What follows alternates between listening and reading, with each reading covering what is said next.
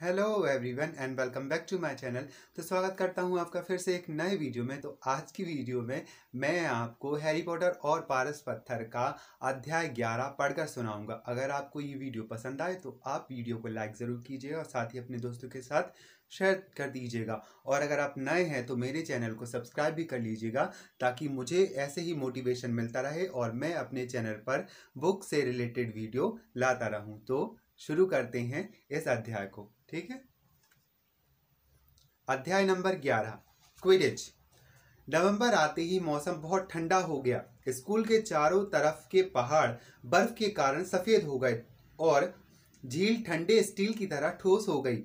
हर सुबह मैदान बर्फ से ढक जाता था। ऊपर की खिड़कियों से हैग्रिड दिख जाता था, जो छछूंदर के खाल के लंबे ओवरकोट, खरगोश के फर वाले दस्ताने और ऊद बिलाव के चमड़े वाले विशालकाय जूतों में लैस होकर क्विडिच की पिच पर जादुई झाड़ुओं पर जमी बर्फ हटाता था। क्विडिच का मौसम शुरू हो गया था। कई सप्ताह तक प्रैक्टिस करने के बाद हैरी शनिवार को अपना पहला मैच खेलने वाला था, जो गरुड़द्वार और नागशक्ति के बीच हो रहा था। अगर गरुड़द्वार जीत जाएगा तो हाउस चैंपियनशिप में दूसरे स्थान पर वह पहुंच जाएगा। शायद ही किसी ने हैरी को खेलते देखा था, क्योंकि वुड ने फैसला किया था कि हैरी को गुप्त हथियार के रूप में छिपाकर रखना ही उचित है। परंतु यह खबर किसी तरह फैल गई और वह खोजी के रूप में खेलने वाला है और हैरी को पता नहीं था कि क्या ज्यादा बुरा है, लोगों का यह कहना कि वह बहुत बढ़िया खेलेगा या यह कि उसके नीचे गद्दा लेकर दौड़ेंगे ताकि गिरने से हैरी को झेल सकें।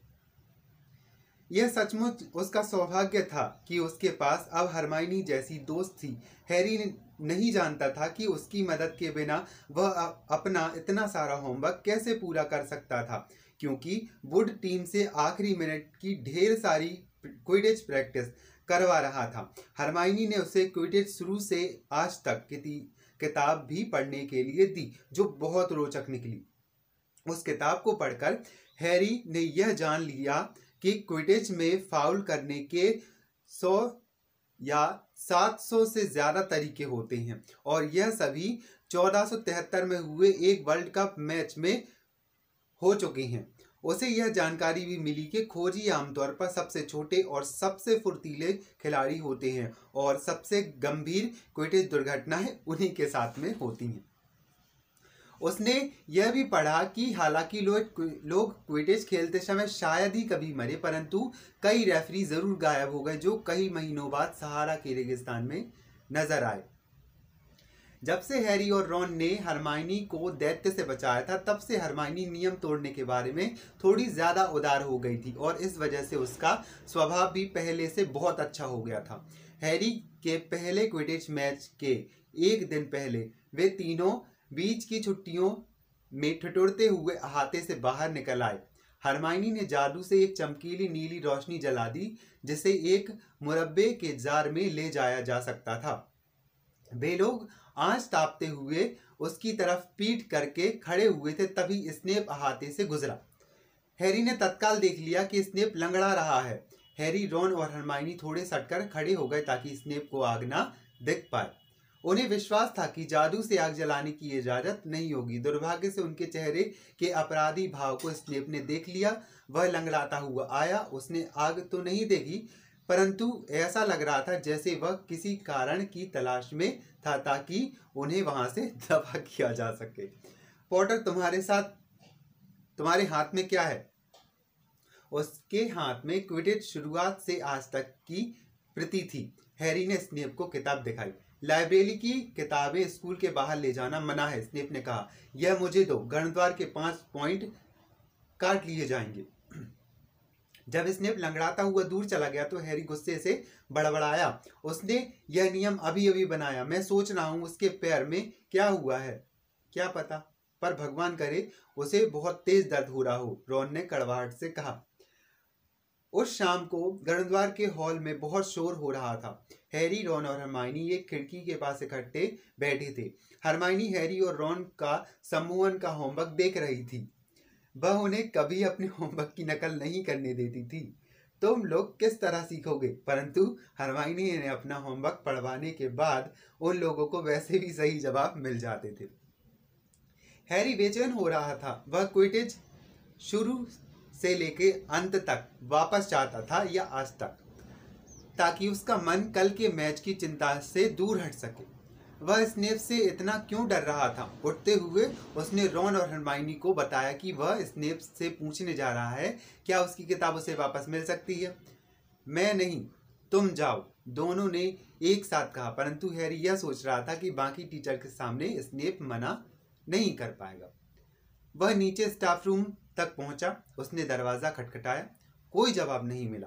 उसने दोबारा खटखटाया, फिर भी कोई जवाब नहीं। शायद स्नेप ने उसकी किताब को वहीं पर छोड़ दिया होगा।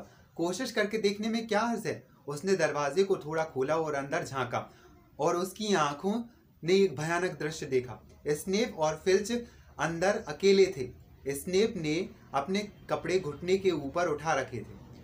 उसका पैर खून से लथपथ और बुरी तरह घायल था। फिल्च स्नेप को बैंडेज दे रहा था। भयानक चीज, स्नेप ने कहा, 3 सिरों पर आप एक साथ नजर नहीं रख सकते। हैरी ने दरवाजे को धीमे से बंद किया, परंतु पॉटर, स्नेप का चेहरा गुस्से के कारण टेढ़ा हो गया था और उसने अपने कपड़े जल्दी से नीचे किए ताकि पैर छुआ जाए। हैरी ने थूक निकला। मैं सोच रहा था क्या मुझे अपनी किताब वापस मिल सकती है? दफा हो जाओ बाहर, इससे पहले कि स्नेप गर्णद्वार के पॉइंट काट सके। हैरी वापस लौट आया। वह ऊपर की मंजिल की तरफ दौड़ता हुआ गया। क्या तुम्हें किताब मिल गई? रॉन ने हैरी के पास आते हुए पूछा। क्या बात है? धीमी आवाज में हैरी ने बताया कि उसने क्या देखा। तुम जानते हो इसका मतलब क्या है? उसने हाँफते हुए अपनी बात पूरी की। उसने हैलोवीन के 3 सिर वाले कुत्ते के पार जाने की कोशिश की। हैलोवीन के दिन जब हमने उसे देखा था तो वह वहीं जा रहा था। स्नेप उस चीज के पीछे है जिसकी रखवाली वह कुत्ता कर रहा है, और मैं अपनी जादुई झाड़ू को दांव पर लगाने के लिए तैयार हूं।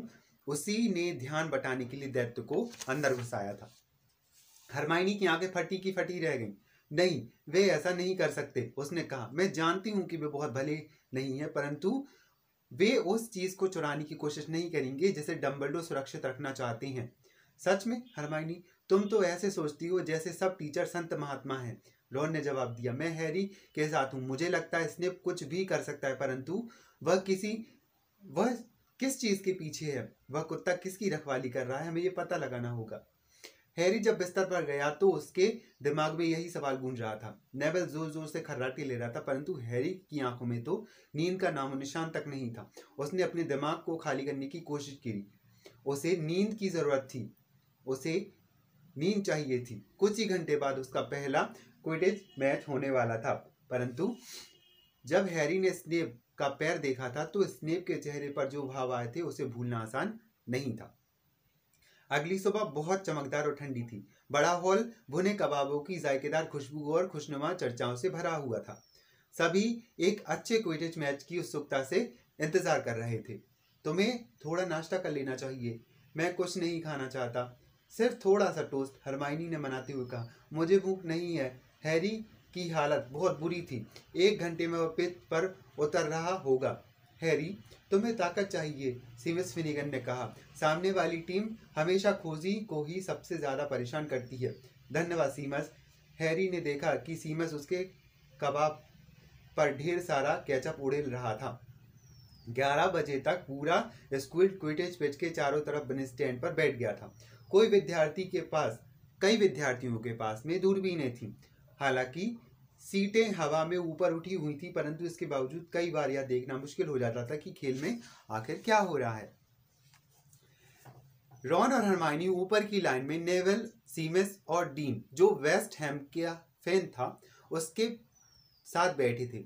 हैरी हैरान रह गया जब उसने देखा कि उन्होंने एक बड़ा बैनर पेंट किया था जो स्कैवर्स द्वारा बर्बाद की गई एक चादर पर बना था। इस बैनर पर लिखा था, Potter for president.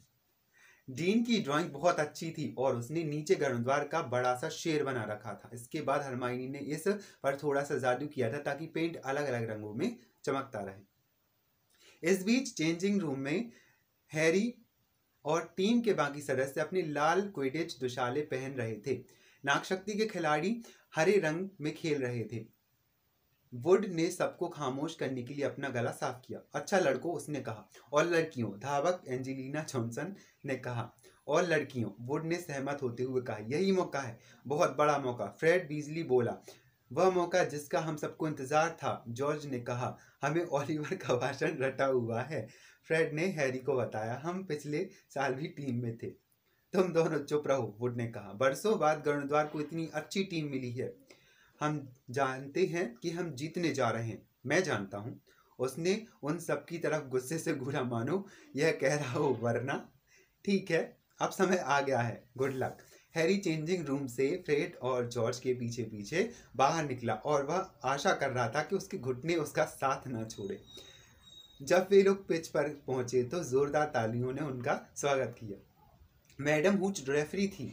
Way pitch के बीचों बीच खड़ी थी और अपनी झाड़ू हाथ में लेकर दोनों टीमों का इंतजार कर रही थी। जब सभी खिलाड़ी उनकी चारों ओर इकट्ठे हो गए तो उन्होंने कहा, तुम सभी कान खोलकर सुन लो, मैं अच्छा और साफ सुथरा खेलना चाहती हूँ।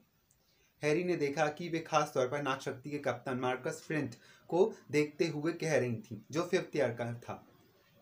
फ्लिंट को देखकर हैरी को ऐसा लगा जैसे उसके अंदर दैत्य का थोड़ा बहुत खून बह रहा हो। कनखियों से उसने ऊपर उड़ रहे बैनर को देखा जो भीड़ के ऊपर लहरा रहा था। उस पर चमकते हुए शब्द उभरे थे, पॉटर फॉर प्रेसिडेंट। उसका दिल उछल पड़ा, उसके अंदर हिम्मत आ गई। अपनी झाड़ुओं पर चढ़ जाइए। हैरी अपनी निम्बस 2000 पर चढ़ा। मैडम हुच ने अपनी चांदी की सीटी जोर से बजाई। 15 झाड़ू एक साथ हवा में ऊपर उठी और उठती ही चली गईं। खेल शुरू हो गया और तूफान को तत्काल गरुड़द्वार की एंजेलिना जॉनसन ने अपने कब्जे में ले लिया। यह लड़की कितनी अच्छी धावक है और सुंदर भी। जॉर्डन, सॉरी प्रोफेसर, बीजली बंधुओं का दोस्त ली जॉर्डन मैच की कमेंट्री कर रहा था और प्रोफेसर मैगोनिकल उस पर कड़ी नजर रखी थी और वह चकमा देते हुए आगे बढ़ी। उसने एक अच्छा सा पास दिया एलिसिया स्प्लिन को, जो ओलिवर वुड की एक अच्छी दोस्त हैं। पिछले साल एक रिजर्व खिलाड़ी थी। एक बार फिर जॉनसन के पास में, और नहीं, नागशक्ति ने तूफान को छीन लिया। नागशक्ति के कप्तान मार्कस फ्लिंट के पास तूफान आ गया और वे चल दिए। फ्लिंट किसी बाज की तरह उड़ रहे थे जो स्कोर करने ही वाला था। नहीं, उन्होंने गरुड़द्वार के रक्षक वुड ने बहुत ही शानदार तरीके से रोका। गरुड़द्वार ने तूफान को कब्जे में ले लिया। गरुड़द्वार के धावक कैटी बेल्स के पास तूफान और फ्लिंट के पास से शानदार गोता लगाते हुए वे फिर मैदान में आगे बढ़ी जा रही और अब इससे बहुत चोट पहुंच सकती थी क्योंकि उनके सिर पर एक पहलवान टकरा गया। तूफान नागशक्ति के पास आ चुका था जब एड्रियन प्यूसी गोलपोस्ट की तरफ बढ़ चले, परंतु उनका रास्ता एक और पहलवान ने रोक लिया जिसे फ्रेड और जॉर्ज वीजली ने उनकी तरफ भेजा था। यह नहीं बता सकता कि दोनों में से किसने, जो भी हो, गरुड़द्वार के मारक ने शानदार प्रदर्शन किया और तूफान एक बार फिर जॉनसन के कब्जे में आ गया। सामने खाली मैदान पर पड़ा है और वे तेजी से चली जा रही हैं। वे सचमुच उड़ रही हैं, तेजी से आते हुए पहलवान से बचते हुए। सामने गोलपोस्ट है। शानदार एंजेलिना। रक्षक ब्लेंची ने गोता लगाया पर वे चूक गए। गरुड़द्वार ने गोल कर दिया। गरुड़द्वार की तालियों की आवाज ठंडी हवा में गूंज रही थी जबकि नागशक्ति की दर्द भरी कराहें और आहें साफ सुनाई दे रही थी। चलो खिसको, जगा दो हैग्रिड। रॉन और हरमाइनी सटकर बैठ गए ताकि हैग्रिड के बैठने के लिए पर्याप्त जगह बन सके। मैं अपनी झोपड़ी से देखने जा रहा था, परंतु हैग्रिड ने अपनी गर्दन में लटकी दूरबीन को थपथपाते हुए कहा, परंतु भीड़ के साथ बैठकर मैच देखने का अलग ही मजा है। अभी तक सुनहरी गेंद नजर नहीं आई है ना? नहीं, रॉन ने कहा। हैरी को अभी तक ज्यादा कुछ करने का मौका नहीं मिला। उसने अपने आप को मुसीबत से बचा रखा, यही कम नहीं है, हैग्रिड ने कहा और अपनी दूरबीन उठाते हुए ऊपर आसमान में एक छोटे से बिंदु की तरफ देखा जो हैरी था। उनके बहुत ऊपर हैरी मैदान के चारों तरफ मंडरा रहा था और सुनहरी गेंद को देखने के लिए आंखें जमा हुए था और यह उसकी और वुड की खेल की योजना का हिस्सा था। जब तक दूर ही रहो जब तक कि सुनहरी गेंद ना दिख जाए, वुड ने कहा। हम नहीं चाहते तुम पर सही समय से पहले ही हमला हो जाए। अब एंजेलिना ने स्कोर किया तो हैरी ने 2 कलाबाजियां दिखाकर अपनी भावनाओं का इजहार किया। इसके बाद वह एक बार फिर सुनहरी गेंद के चारों तरफ खोजने के लिए चल पड़ा। एक बार उसने सोने की झलक देखी, परंतु वह बिजली बिंदुओं में से एक की कलाई घड़ी की सिर्फ प्रतिबिंब था। फिर एक पहलवान ने उसकी तरफ आने का फैसला किया। पहलवान किसी तोप के गोले की तरह आ रहा था, परंतु हैरी ने उसे चकमा दिया और फ्रेड और जॉर्ज उसका पीछा करते हुए आए। सब ठीक है हैरी, वह चिल्लाया और फिर पहलवान को तेजी से मारकर फ्लिंट की तरफ मार दिया। नागशक्ति के पास तूफान है, ली जॉर्डन बोल रहा था। धावक प्यूसी ने दो बिजली बिंदुओं धावक बेल से बचते हुए तेज गति पकड़ ली और वे जा रहे। 1 मिनट। क्या यह सुनहरी गेंद थी? भीड़ में एक शोर हुआ जब एड्रियन प्यूसी ने तूफान को नीचे गिर जाने दिया, क्योंकि वह अपने कंधे के पीछे से एक सुनहरी रोशनी को जाते देख रहा था जो उसके बाएं कान के पास से गुजर रही थी। हैरी ने उसे देख लिया। बहुत रोमांचित होकर उसने सोने की झलक के पीछे गोता मारा। नागशक्ति की टीम टेरेंस हिग्स ने भी उसे देख लिया था। वे दोनों लगभग एक साथ सुनहरी गेंद की तरफ झपट रहे थे। ऐसा लग रहा था जैसे धावक यह भूल गए हों कि उन्हें क्या करना है और इसकी वजह वे बीच हवा में खड़े होकर देखने लगे। हैरी हिग्स से अधिक तेज था। वह छोटी गोल गेंद को देख सकता था जो अपने पंख फड़फड़ाते हुए तेजी से आगे चली जा रही थी। उसने अपनी गति थोड़ी और बढ़ा ली। भड़ाम! नीचे गणद्वार के समर्थकों के मुंह से गुस्से भरी गर्जना निकली। मार्कस फ्लिंट ने जानबूझकर हैरी का रास्ता रोका था, जिसकी वजह से हैरी की झाड़ू अपने रास्ते से भटक गई और हैरी अपनी जान बचाने की कोशिश करने लगा। फाउल! गणद्वार के समर्थक चीखे। मैडम हूश ने गुस्से से फ्लिंट को फटकार लगाई और गणद्वार को एक पेनल्टी दे दी। नागशक्ति के गोलपोस्ट के ठीक सामने से, परंतु इस सारे झमेले में जाहिर था सुनहरी गेंद एक बार फिर गायब हो चुकी थी। नीचे स्टैंड में डीन थॉमस चिल्ला रहा था, उसे बाहर करो, रेफरी रेड कार्ड दिखाओ। यह फुटबॉल नहीं है डीन, रोन ने उसे याद दिलाया। क्विडिच में लोगों को मैदान से बाहर नहीं निकाला जाता और रेड कार्ड क्या होता है, परंतु हैरी टीम के पक्ष में था। उन्होंने नियम बदलने चाहिए। फ्लिंट हैरी को नीचे भी गिरा सकता था। ली जॉर्डन ने अपने आप को पक्ष लेने से रोक नहीं पाया। यह स्पष्ट है और घटिया धोखाधड़ी के बाद। जॉर्डन! Professor McGonagall गर्जी। मेरा मतलब है इस साफ और घटिया फाउल के बाद। जॉर्डन ने तुम्हें चेतावनी दे दी। ठीक है। फ्लिंट ने गणद्वार की खोजी को लगभग जान से मारने ही दिया था, परंतु मुझे विश्वास है ऐसा किसी के साथ भी हो सकता है। इसीलिए गणद्वार को एक पेनल्टी जो स्पेनेंट ने ली और उसे गोल में डाल दिया। कोई दिक्कत नहीं और खेल आगे चल रहा है। तूफान अब भी गणद्वार के पास में है। जब हैरी ने एक और पहलवान को चकमा दिया जो उसके सिर के पास से खतरनाक तरीके से गुजरा था, तभी यह अचानक हुआ। उसकी झाड़ू ने अचानक भयानक झटका लगाया। एक पल तो उसने सोचा कि वह गिरने वाला है। उसने अपने दोनों हाथों और घुटनों से झाड़ू को कसकर पकड़ लिया। उसे इस तरह का अनुभव पहले कभी नहीं हुआ था। यह दोबारा हुआ। ऐसा लग रहा था जैसे झाड़ू उसे गिराने की कोशिश कर रही, परंतु निम्बस 2000 अचानक अपने सवार को गिराने का फैसला नहीं करती। हैरी ने वापस पलटकर गुरुद्वार के गोलपोस्ट की तरफ जाने की कोशिश की। उसका आधा मन हो रहा था कि वह वुड से टाइम आउट लेने के लिए कहे, और तभी उसे एहसास हुआ कि उसकी झाड़ू उसके नियंत्रण से पूरी तरह से बाहर हो चुकी है। वह उसे घुमा नहीं सकता था, वह उसे दिशा नहीं दे सकता था। झाड़ू हवा में चकोले खा रही थी और थोड़ी देर में जबरदस्त झटके दे रही थी, जिस कारण से वह उस पर से लगभग गिर जाता। ली अब भी कमेंट्री कर रहा था। तूफान अब नागशक्ति के कब्जे में। फ्लिंट के पास उसने स्पिनेट को पास दे दिया, फिर वेल को पास दिया। एक पहलवान उसके चेहरे पर कसकर पड़ा। आशा उसकी नाक टूट गई होगी। सिर्फ मजाक कर रहा हूँ प्रोफेसर। नागशक्ति ने गोल कर दिया। अरे नहीं। नागशक्ति के समर्थक खुशियां मना रहे थे। किसी ने भी यह ध्यान नहीं दिया कि हैरी की झाड़ू अजीब हरकतें कर रही है।